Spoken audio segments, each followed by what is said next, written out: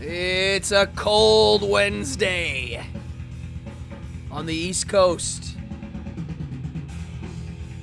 And it's Evening Hour Live, episode 25. Here we go.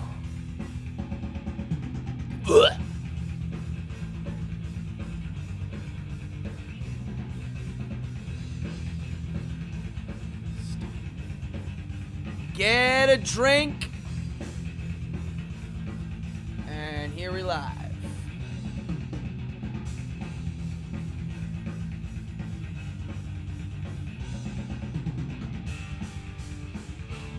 Come on in.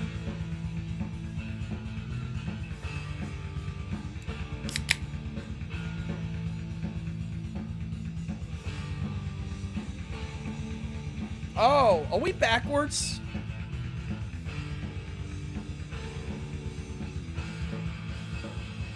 Dr. Fives. I'm backwards today, folks. Let's do this. Yeah. Vinyl, and I'm going to fix the backwards video. Watch this, folks. I'm going to transform horizontal. And now look. Tonight, no alcohol beer. Jump Stump by Athletic Brewing. Now, this one's not as dark as the normal one, but it's pretty darn good. Cheers, everybody. Yeah.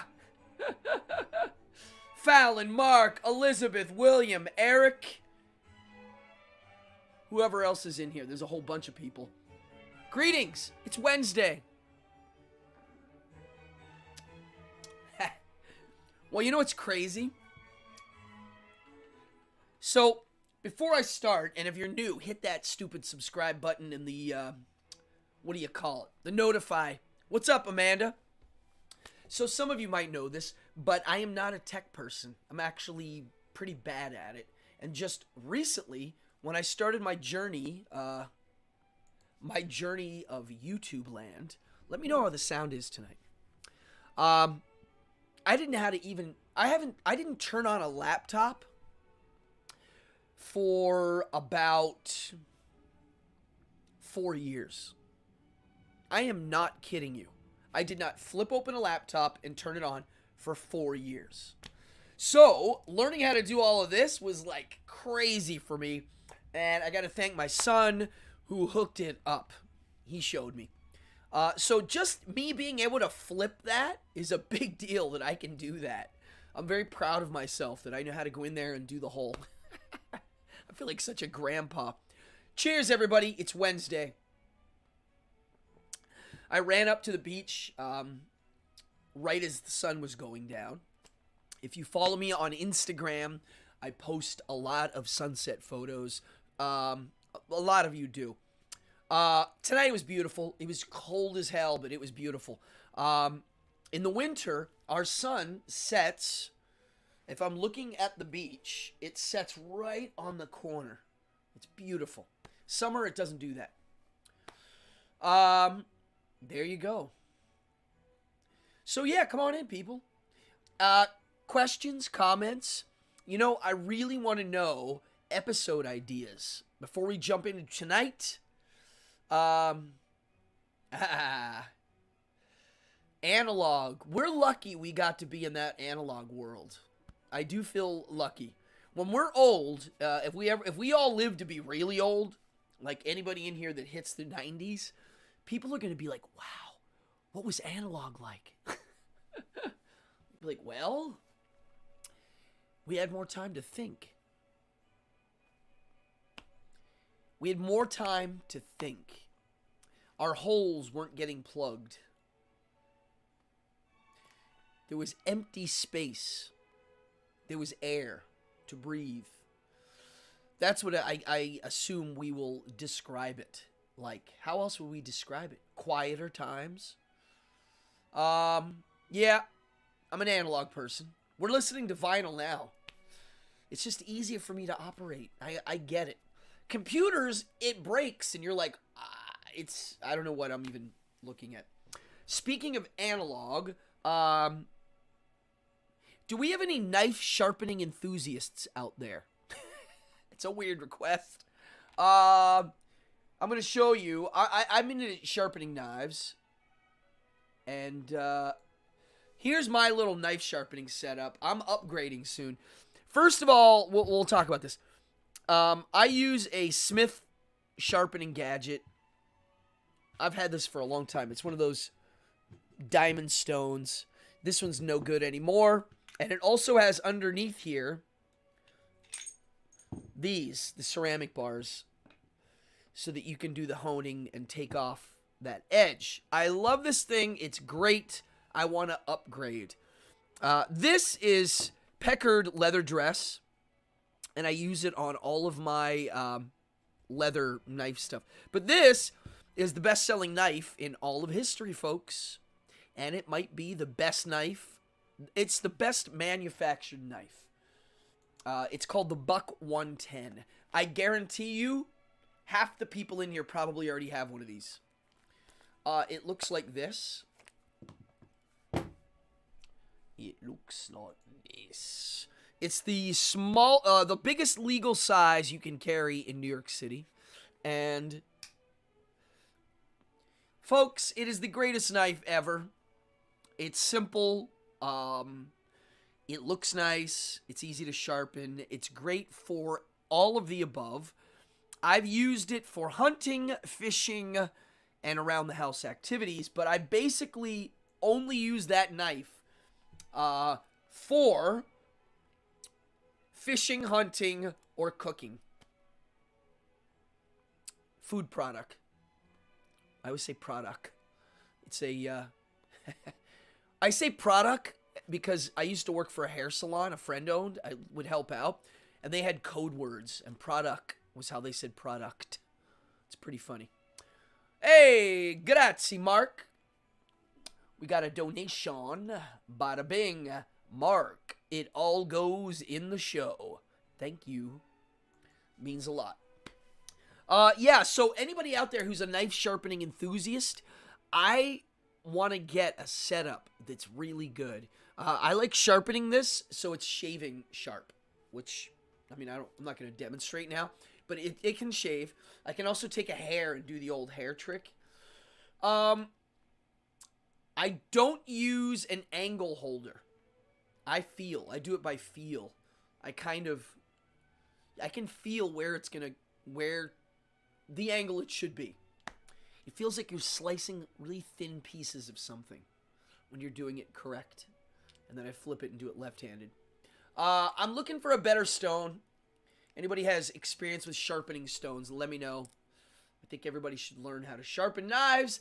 I can do it. I want to get better at it. Something I'm kind of a weird hobby I've always been interested in. So, Buck 110. They're about $60 now, these knives. I was just in a Walmart in Long Island, and they had them for $30. They only had a couple. You know what? Come to think of it, I should have bought a couple extras. It's a machine-made knife, but it's darn good. Check it out. What else? Come on in. Let me close this. So this week is Wednesday.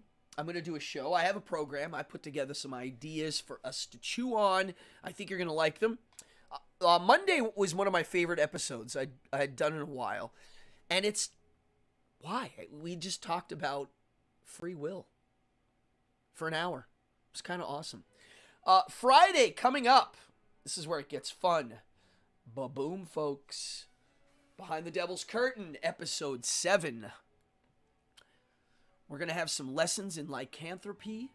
I can't wait to do this one. This is going to be a blast.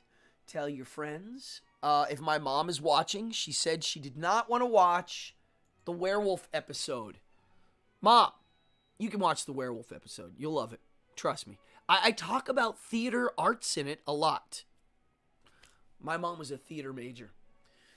My lighting is getting extremely dramatic. Got some H.P. Lovecraft color out of space fumes erupting. Anybody see color out of space? It's happening in my living room right now. Yeah, I'm going to be talking about theater arts stuff too on Friday. It's going to be on werewolf, lycanthropy.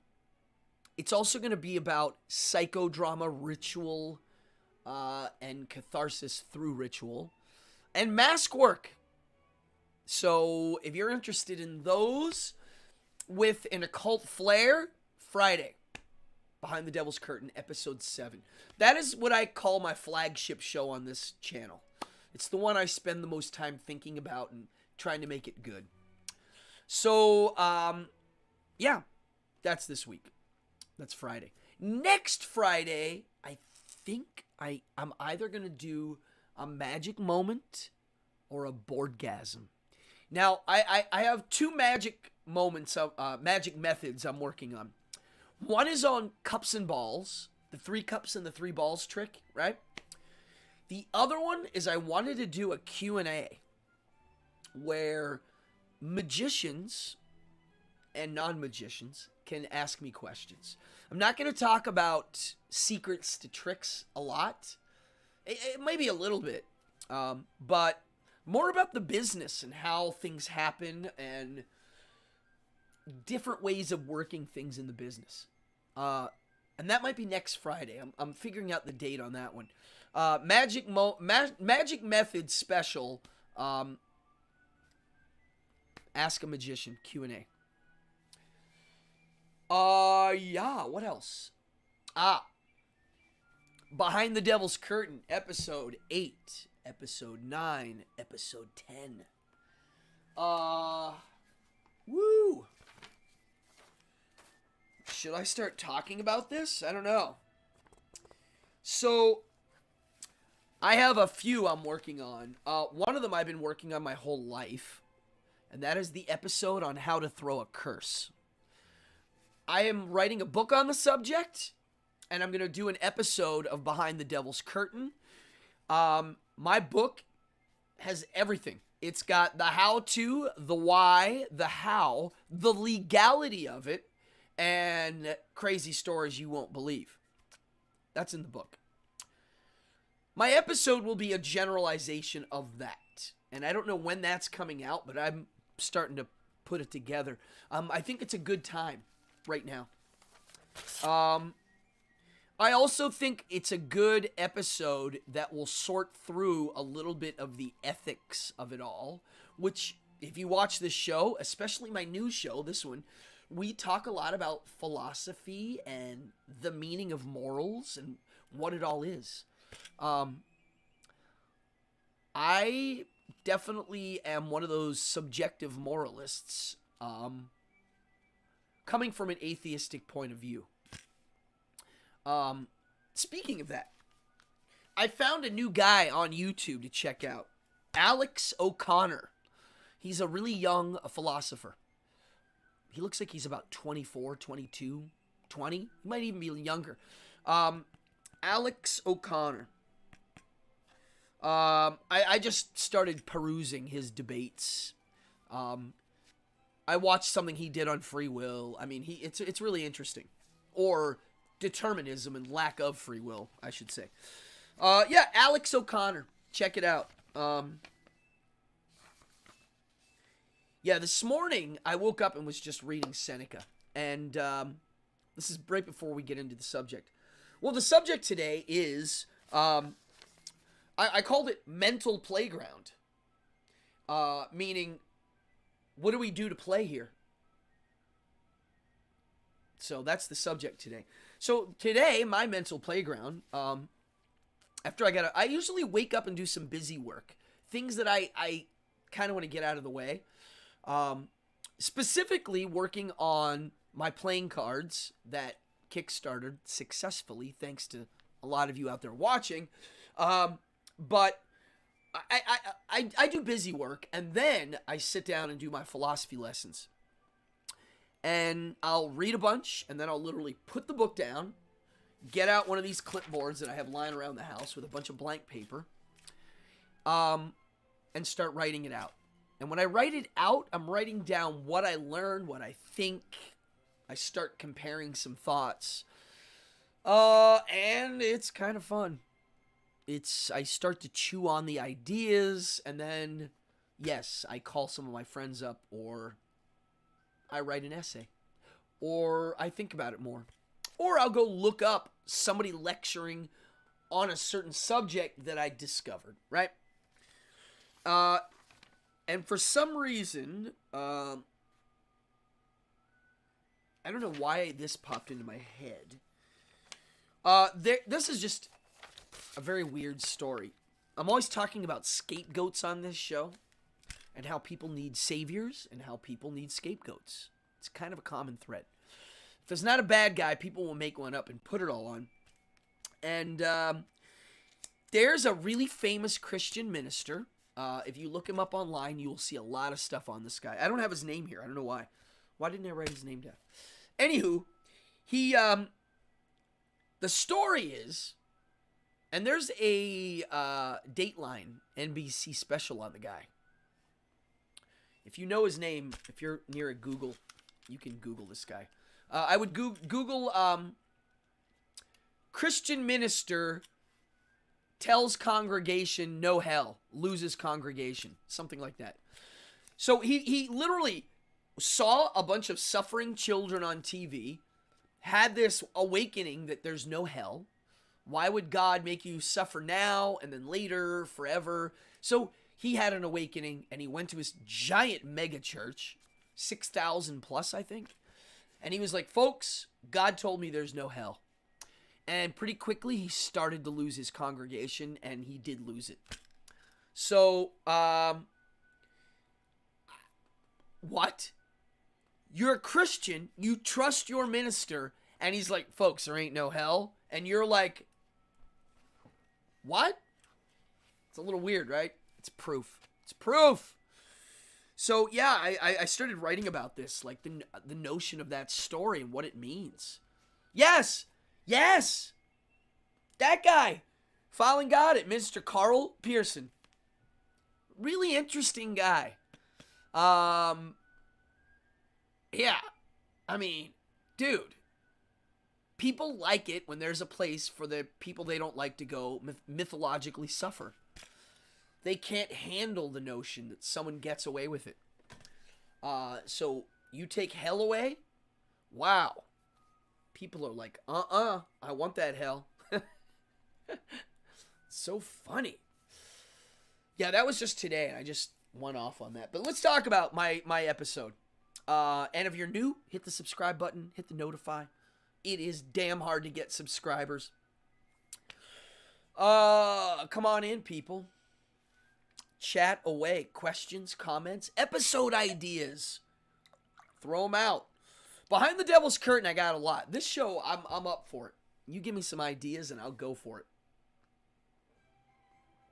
Facets about things I might know about or not know about. I don't care. I'll learn. I like learning new things.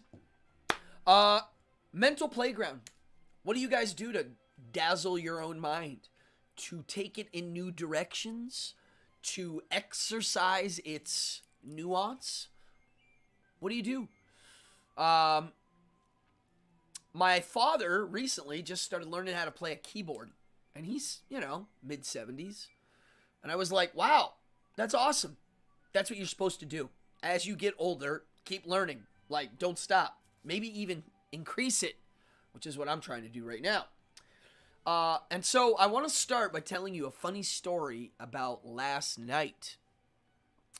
So last night, I was playing I was dungeon mastering my game that I dungeon master with adult players.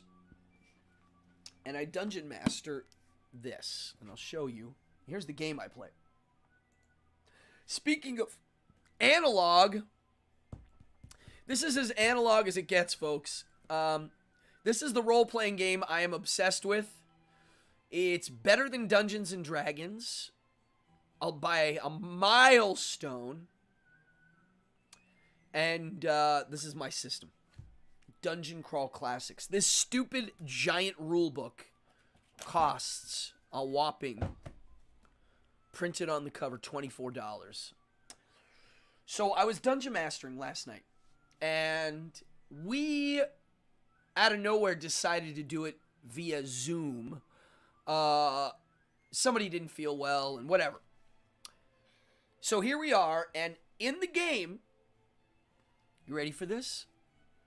For an hour and a half, the party of players spent an hour and a half trying to open up a door. And when I say an hour and a half, I mean an hour and a half of real time. You know, this show is usually about an hour long. Okay? Stop and process this.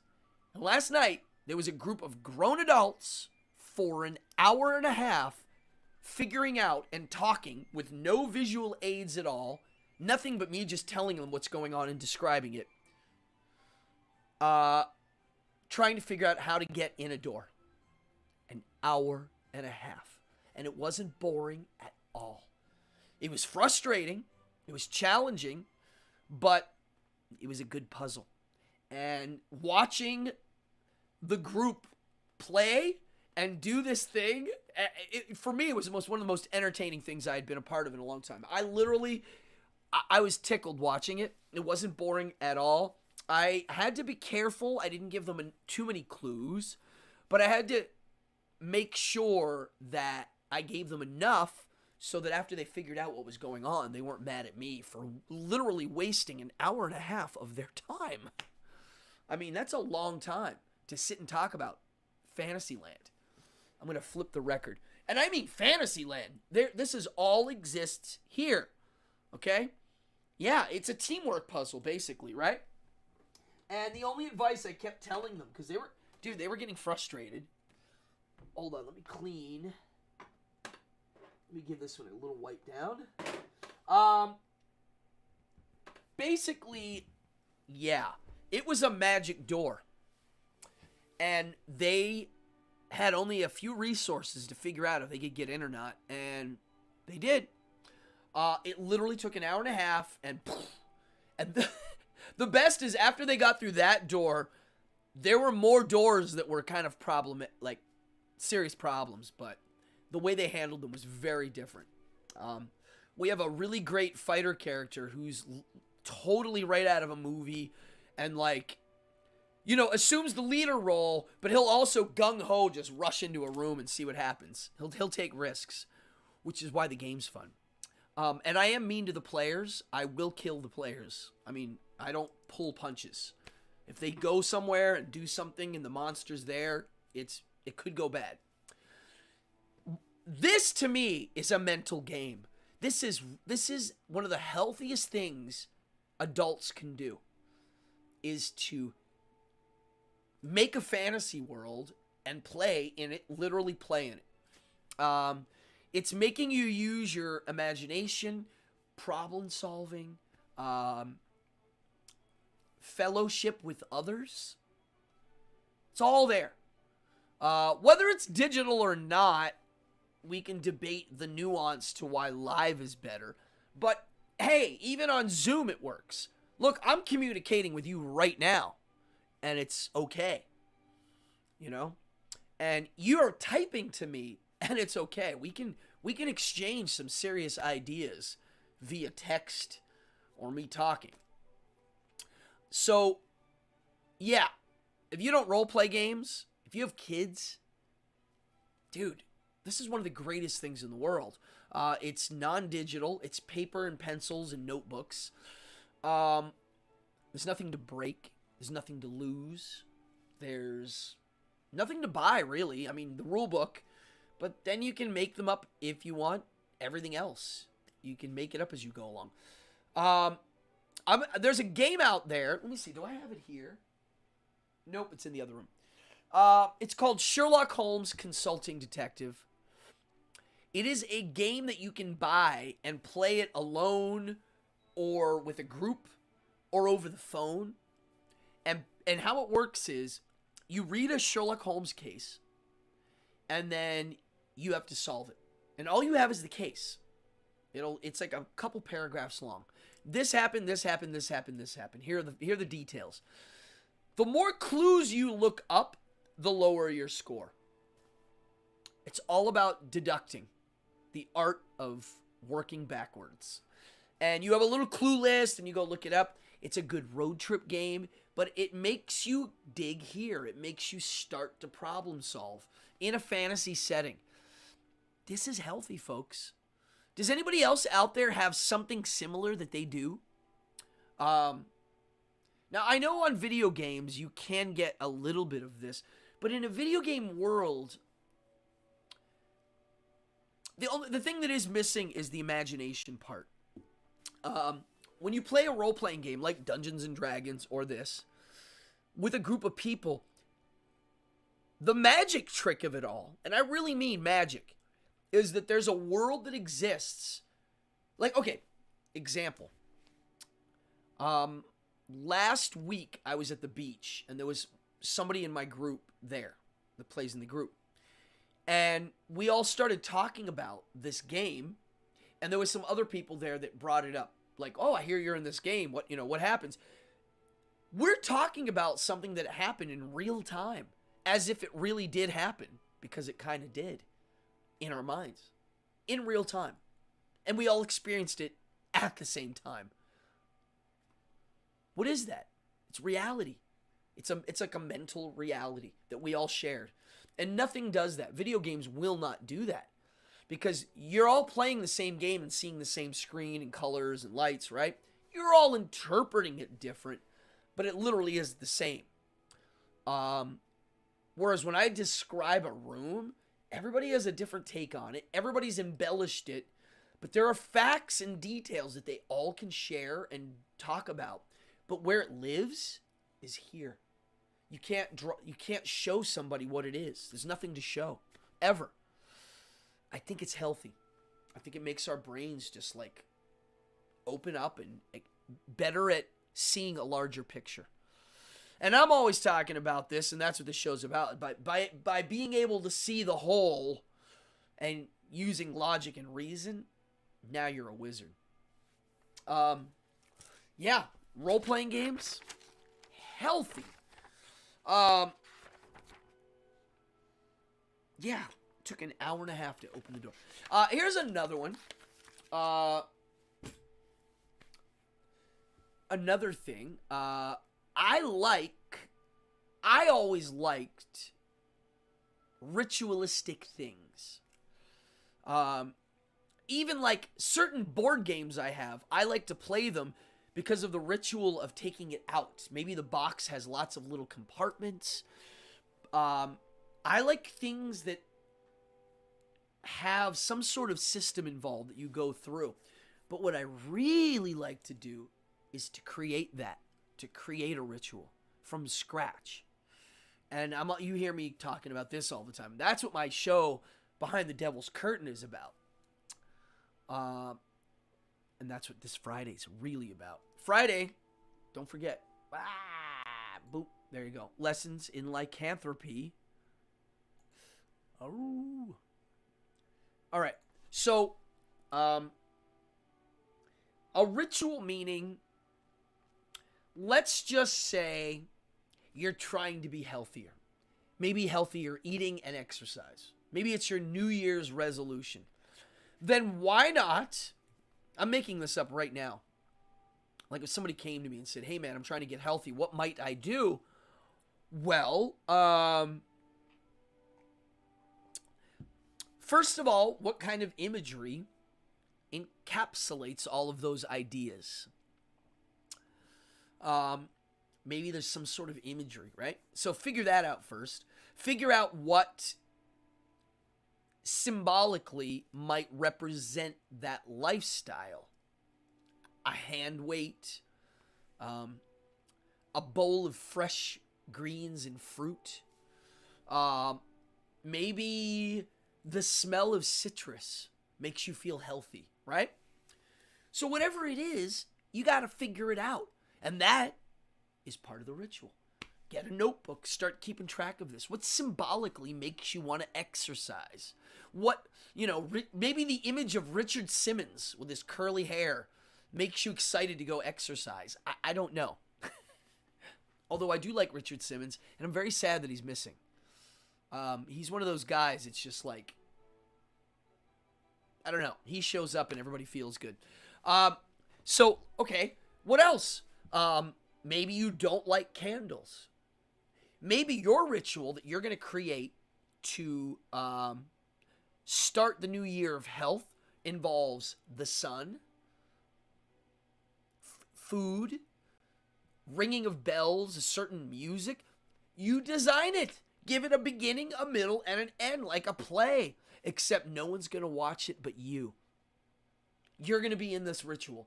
And you're going to do it symbolically as the start of the new you. The more time and energy you put into organizing this, symbolically, it's telling you that you want to change. And the more effort you put into it, it might make it stronger, right? This to me is what rituals are. This to me is something I think is kind of fun and healthy to do. It makes you examine you and what makes you tick. It's hacking yourself. We're always talking about hacking God and hacking fate. So here, wait, we got to write this down. Now we're hacking God. We're hacking fate, which is, I guess, God.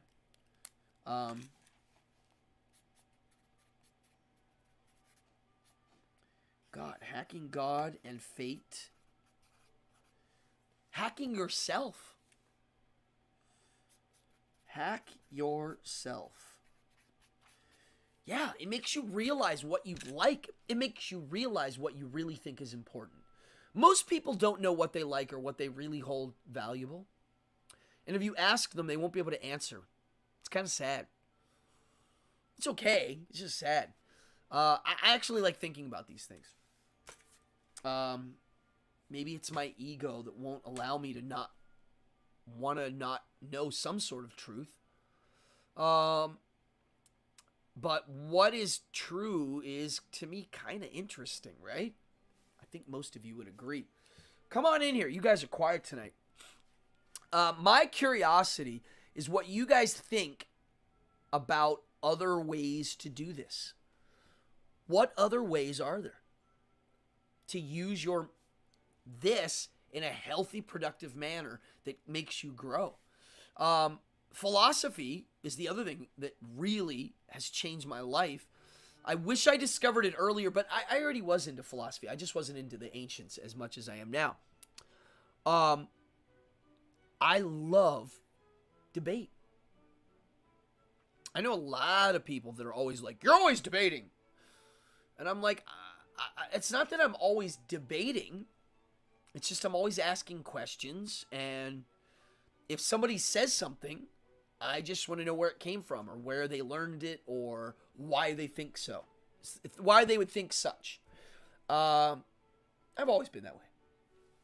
And when I meet people that are always like, God, you're always trying to start a fight or a debate, to me that means usually that their character probably doesn't groove with my character because they're the type that do the opposite of what I'm doing. So if I hear an idea that's great and good, I immediately start trying to shoot holes in it. That's just what I do. If somebody comes out and goes, this is great and we have this now, I'm like, cool, what about this over here? I just, the way I am. I've always been that way. So what does that mean? It means when I meet people that don't like doing that because they'd rather, I don't know, they'd rather not. I hit a wall sometimes. So I like to ask questions. I like to debate. I like discourse. The reason why you guys don't see me on social media going off on politics and religion is because I don't like that medium. I don't like the post the thing medium. And I also don't like the free speech rules in this world we're living in now. I don't like them at all. I don't like the whole like getting the boot thing. And I'm talking about people I despise I don't think they should get the boot from social media platforms. Yeah. It doesn't make them go away. It just makes them go underground. Some people think it gives them less of a voice. In some cases, I could argue they have a louder voice now. But I'm not into that.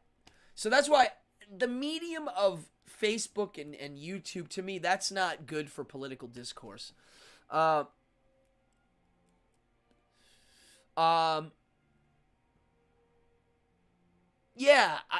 I like to do it live.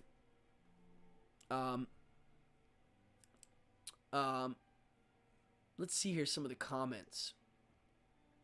Yeah, William and I are always chatting here about life hacks, self-life hacks, yeah. Taking what is useful, adjusting your behaviors, yeah. It's a work in progress, right? That's what this whole thing is that we're doing. That's what life is, right? Debating different views and learning under fire is a wonderful imprinting mechanism. Yeah. Dude, debate is awesome. Now, people that don't like it usually don't know what they're talking about, or they're bad at debating. That's why most people don't like it. Sean says, oh yeah, poetry. Yeah, I like writing lyrics to music and writing itself, but poetry? Yeah. Poetry is different than just writing, because you're not just trying to put out an idea. You're trying to put out an idea in a specific manner that the use of the word itself is going to deliver some goods, which in itself is a form of ritual magic, if you think about it. Poetry can be literally like I look at poetry as that. It's an incantation of sorts. If you design it a certain way, it can cause change. Yeah, poetry is a great thing for your brain. Yeah, finding rhymes and synonyms, and digging through the symbolic nature of each word. Extremely healthy. Drawing,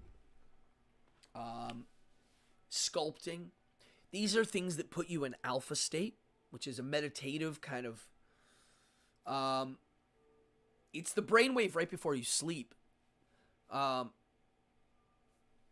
writing poetry? Wow. Yeah, that's a good one. I like playing music and writing songs. I write music every... in a 7-day week, I will probably practice 3 days, 4 days out of that. Music. Yeah, I practice my bass guitar 3-4 days a week. And in there, I'm writing songs usually. I'm writing riffs or whatnots. Yeah, poetry's awesome.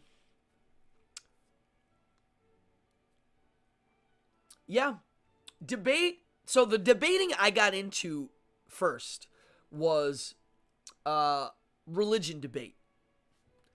The Christopher Hitchens and the Richard Dawkins, watching them debate religious people. Those were the first things I got into. Now I like watching philosophers debate. I like watching religious people debate. Watching theists debate atheists, I don't care anymore. I know all the arguments on both sides. I can sit there and break it down on a very micro level at this point. I actually considered trying to do public debating, specifically on God and religion in the Bible. Just because I can do it. I know all of them. I've memorized every argument on all accounts. And I will one day do an episode on that. Because it is fun. I gotta say, it's fun. But I don't need to watch more debates on it. I've seen it. I've been there. I've done it. I will say 99% of the religious people I watch debate use dishonest techniques in the debate itself. It's kind of shocking when you first see how much of it there is. Yeah. Elizabeth says, keeping a dream journal. Oh, Kenny said that. Elizabeth's friend. What's up, Kenny? Dream journals. I don't write I don't remember most of my dreams. It's very rare. But I can see that being kind of fun. Because the more you write in it, the more wacky it's going to get, I'm assuming. Right? Peter says, for those of you that follow artists, Peter Benedetti's in the house. He's a great artist. Follow his stuff. Instagram. Great Instagram page. And your new sculpture's nuts. I love it. That monstrous red. I love it. Force yourself to learn about something that you would normally dislike. Force yourself to try something that you don't think you're any good at. Two healthy things. That is one of the coolest things to do with your mental capacity for playing, is to put it through a little bit of a test. Yeah. Yes. I would, Amanda. Amanda just said, I probably enjoy debating in a more formal manner, which opening statement, rebuttal, and then the back and forth. I know the system. I like it. I can do it. I would be good at it. Yeah. Yeah, Fallon, it is. The theist debates it's a broken record, yeah. When I was younger, I'm fascinated by Christian apologetics. I really am. I always thought, okay, there's two types that I see. I see,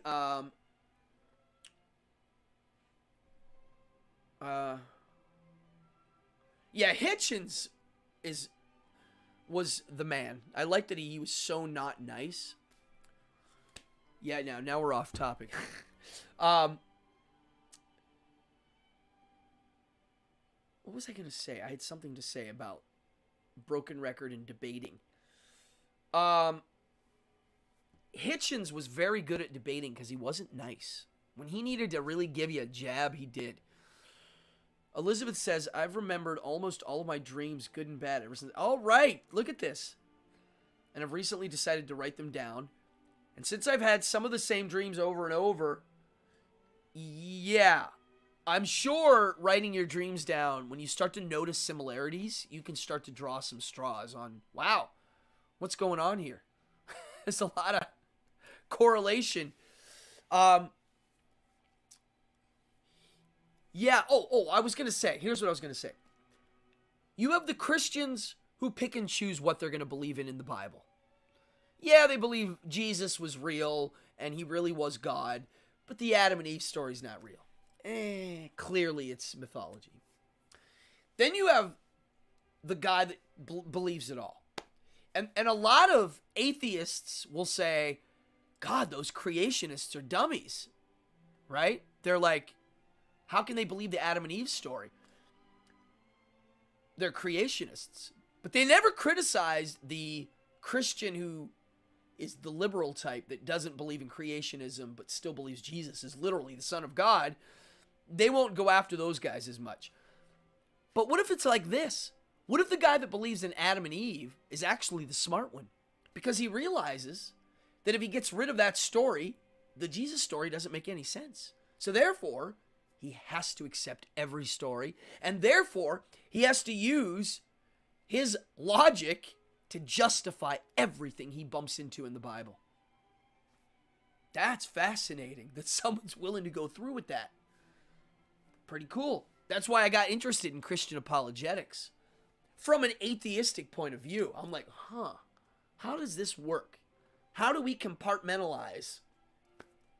We all do it to different degrees. The most famous debate in all of history, the most watched debate, anybody know what it was? Don't cheat.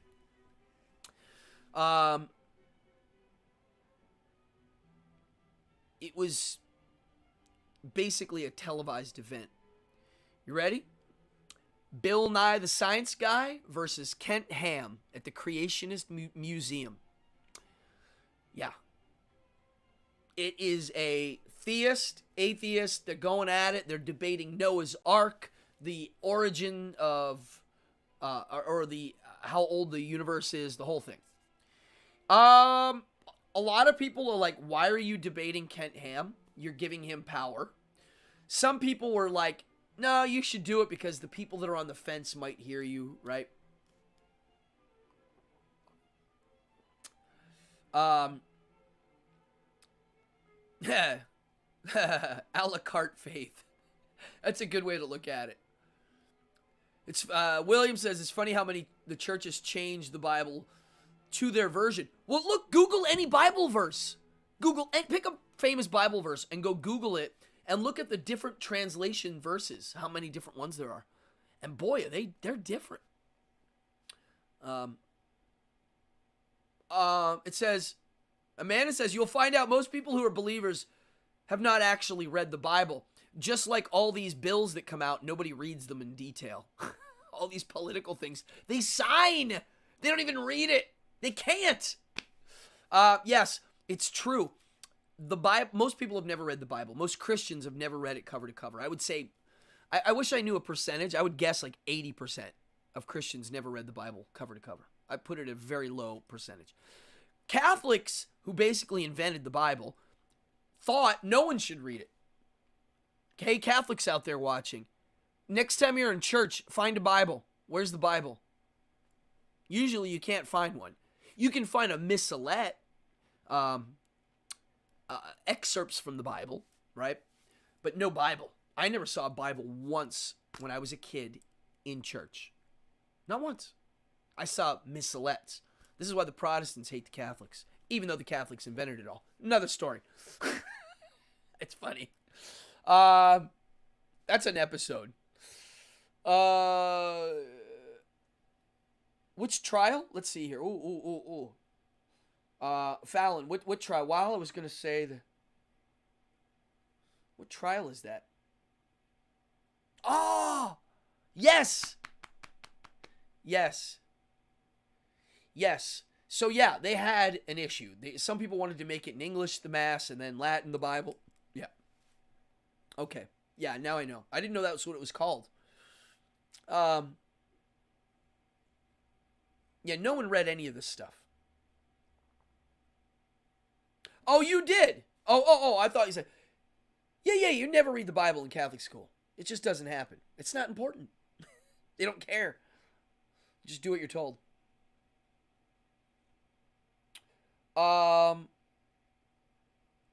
Sky Daddy, Cloud Wizard. Oh, this is hilarious. I mean, there's nothing to debate if you're a believer, why would you debate anybody? Unless you believe that if you don't convert that person, they are going to burn in hell forever. Then I can see them wanting to debate. That means Christians should be debating all the time, shouldn't they? Like all the time.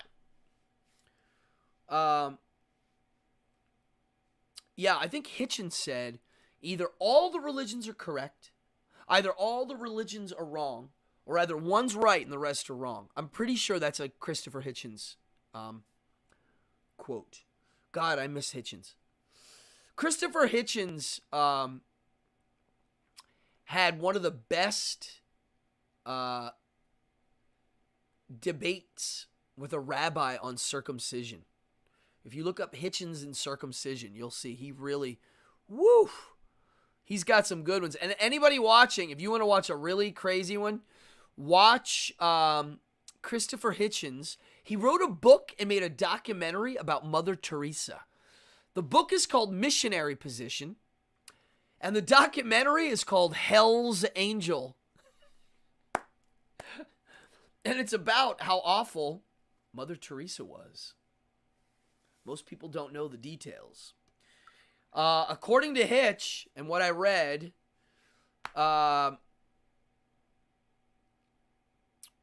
yeah, she was pretty rotten. very masochistic, and also used by the Catholic Church as a sideshow attraction of sorts. I'll give you a quick little overrun. People don't know this, but how Mother Teresa got famous is because of something strange. And this fits into my magic is real analogy a bit. Bear with me. We're gonna end on this subject, on how things work. So the Catholic Church for many years used P.T. Barnum, his trick, which is funny because they predate him by 1,000 years, or more than 1,000 years. P.T. Barnum, they had sideshow attractions. They literally would have the arm of Saint so-and-so on a cart in medieval times and take it around, and people would give money and go look at it. Look at the, where's the holy site that people visit for miracles? If you look that up, there's only been a few confirmed miracles. Both of the miracles that happen are silly and don't mean that much. Yet you can go to any hospital and find people saying there's way more miracles. But they promote it. It's a promotion. It's like, go, there's a miracle. It's very P.T. Barnum of how the Catholic Church does these things. They like relics. When I was a kid, I had a St. Jude medal that on the back had a little piece of cloth that belonged to St. Jude. They're very pagan in practice, and also very con artist carnival. I'm not saying that's good or bad. I'm just saying it is what it is. So let's fast forward to Mother Teresa. Now, if they make you a pope or a saint, you become a character, a saint of sorts. You know, Pope John Paul was all over the place. I even have a Pope John Paul Marvel comic book, which is crazy. So here we go. Mother Teresa is about this tall. She's Albanian, and she's in India working at a hospital for sick and dying children, a Catholic setup. And people liked her.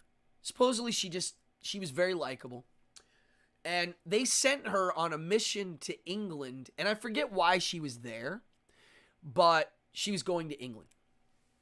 And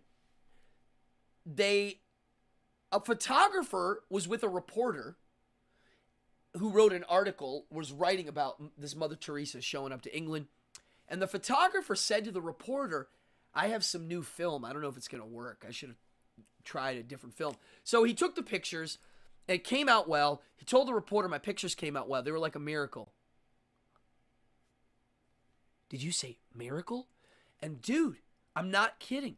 It was like a fluke in the development. They wrote like undeveloped film developed, almost like a miracle. And that is why Mother Teresa's famous. I'm not kidding. Look it up. They started using her as a sideshow attraction. They knew she could get money out of people. They'd send her in. They sent her to Haiti to get money out of the con artist dictator that they had. I don't know if he was considered a dictator, but I don't know. He stole money off the poor people, and then she took the money from him, and then when she had to give it back, the Catholic Church didn't. They didn't have it anymore. She also told them it was for... she also told people that it was for the kids, the sick and dying kids. It's not what it was for. They used it for other things. So, yeah, well, exactly, Amanda. You're not supposed to worship false. But Christianity is not monotheism. I don't know if anybody's noticed that. It's not. They want it to be, but humans kind of naturally need lots of these characters. We want them. So Mother Teresa, yeah, that's the other part to her, is she supposedly was a little bit of a masochist and liked the kids suffering a bit. She used stoicism tactics on unwilling children. She's like, the more you suffer, the better. The closer you are to God. Cool. Okay. Well, look up Mother Teresa not being nice, and you will be shocked. There's some crazy stories. But people don't like to know the truth. It's sad, but people would rather be ignorant and live in the dark. It's easier. A wise man once said, it's too bad stupidity isn't painful. Yeah, it's mind-blowing. Who do we got in here? Folks, if you're new to this channel, hit that subscribe button and hit the notify bell. And like some of my generous people in here, if you care to donate, there's the donation info. You do have to take that streamlabs.com/AdamCardonebit and go there to donate, but that's okay.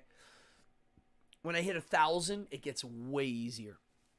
I'm digging my new lighting setup in here. I like how I have it set up because I can lean forward and have an effect and then come back and I'm normal. I can literally do like the Wizard of Oz bit. I can just come like this. Yeah. And it makes my microphone look like it's an H.P. Lovecraft demon. Yeah.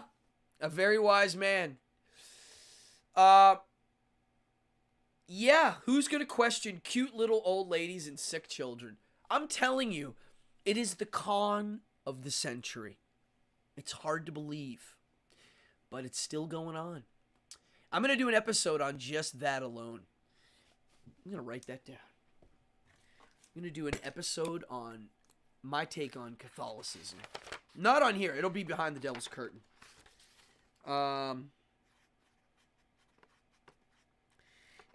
Yeah, I was raised Catholic, so I have something to say. Ah, Fallon. You're a sweetheart. Thank you. Grazie, grazie. Yeah. Yeah, it really does mean a lot when people tip. Because I'm working up to the camera. I'm going to get an awesome camera. I'm going to get the creme de la creme of streaming cameras. The quality will be better. I'll be able to do remote shooting, and I'll be able to use Zoom better on here. Yeah. Episode on con artists and hustlers. Actually, that's a good one.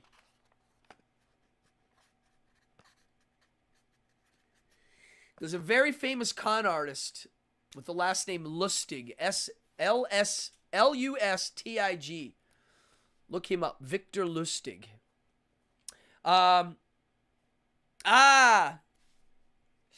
Fallon just brought up a Hitch quote. Here's the whole quote. Let me see if I can dig this out of my brain. It's easy to get good people to do good things, and bad people will do bad things. But to get good people to do bad things, it takes a religion. Yeah.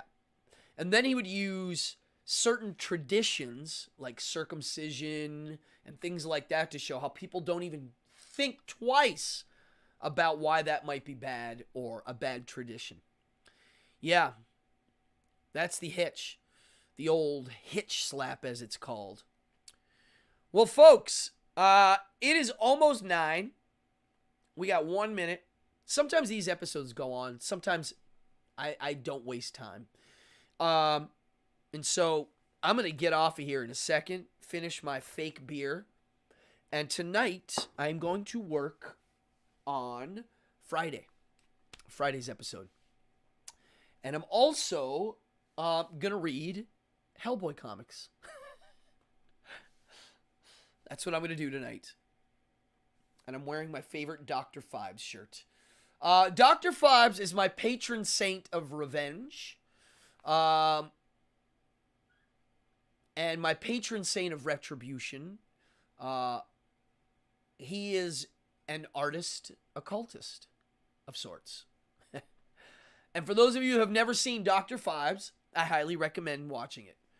The Abominable Dr. Phibes. Both of them are great. Folks, if you're watching, hit the subscribe button, hit the notify bell, and I'll be here on Friday with a killer show. You don't want to miss this one. This is my flagship show of the channel. Friday night, Behind the Devil's Curtain, January 22nd, 8 p.m. Eastern Standard Time, right here on this channel, Lessons in Lycanthropy. Yep, Phibes is a love story like no other. So, folks, I'm going to be here on Friday doing my thing, and I hope to see you then. And I'll be back on Monday with a live evening hour. It's all about live for me. Tell your friends, tell your family, jump on in, subscribe. It's all free. It's for you. And it's an honor that I have an audience. I truly am touched. And everybody in the house, we got Fallon, Amanda, Jason, William, who else? Talon, Amanda, Elizabeth. My goodness, I'm missing people here. I'm trying to read quick. William's in here. Eric, Mark. What's up, people? If I missed you, sorry. Thank you. I'll see you on Friday. Let's turn into werewolves. Bye.